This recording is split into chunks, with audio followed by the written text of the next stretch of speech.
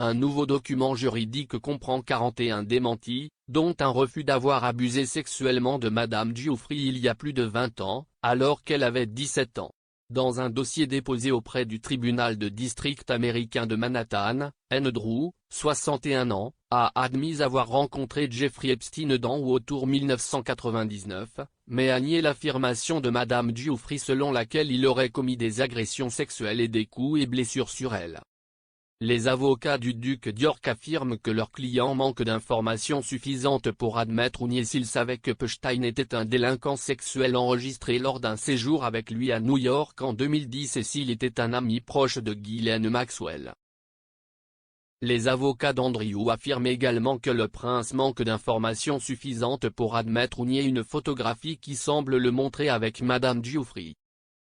Son équipe juridique a également demandé un procès devant jury aux États-Unis, ce que les avocats de Madame Giuffry ont déjà demandé. Le duc a soumis 11 raisons pour lesquelles l'affaire devrait être rejetée, y compris que les demandes de Madame Giuffry étaient interdites par la doctrine du consentement et par sa propre conduite fautive. Moira Penza, ancienne procureure adjointe des États-Unis pour le district oriental de New York, a déclaré à la BBC que le dossier était très standard et du type attendu.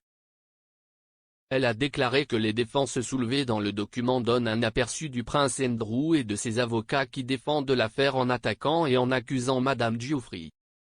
Madame Penza a ajouté, ce que nous avons vu dans d'autres cas, c'est qu'il s'agit d'une stratégie incroyablement risquée pour quelqu'un dans la position du prince Andrew à employer. L'avocat a expliqué comment le prince était tenu de répondre à la plainte de Madame Giuffry ou de risquer un jugement par défaut et que le document montre qu'il garde ses options ouvertes quant à la manière dont il répondra aux allégations et à mesure que de nouveaux faits émergeront. Sur la photo, Madame Penza a déclaré, « Ce que je pense qu'il se passe là-bas, c'est que vous n'allez jamais admettre dans ce genre de dossier, oui, ce que Virginia Giuffry dit à propos de cette photo est vrai. Cela n'arriverait jamais à cette étape de la procédure.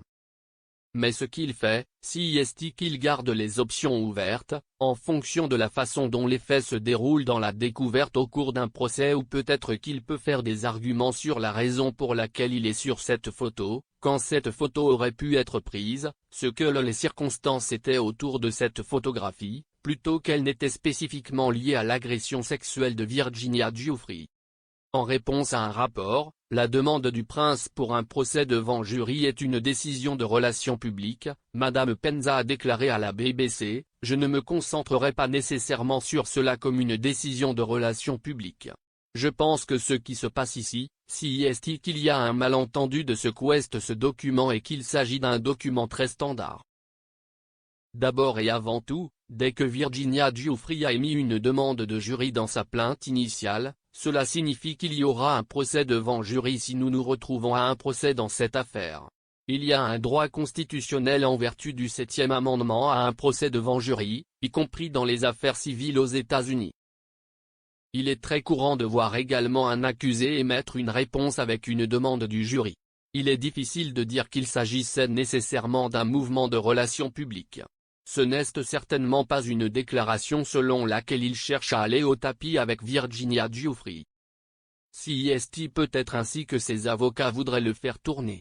C'est peut être juste une façon dont les médias l'ont interprété sans nécessairement comprendre le processus judiciaire et comment cela se déroule. Quoi qu'il en soit, cela n'a vraiment aucun sens dans ce contexte. Le commentateur juridique Joshua Rosenberg a déclaré que la demande du duc d'York pour un procès devant jury suggérait qu'il disait « Allez-y ». Monsieur Rosenberg a déclaré à BBC Breakfast, un procès par jury, sont certainement les mots avec lesquels se termine cette défense de la page 11, mais c'est Virginia Giuffry qui a demandé un procès devant jury, a exigé un procès devant jury, dans sa demande.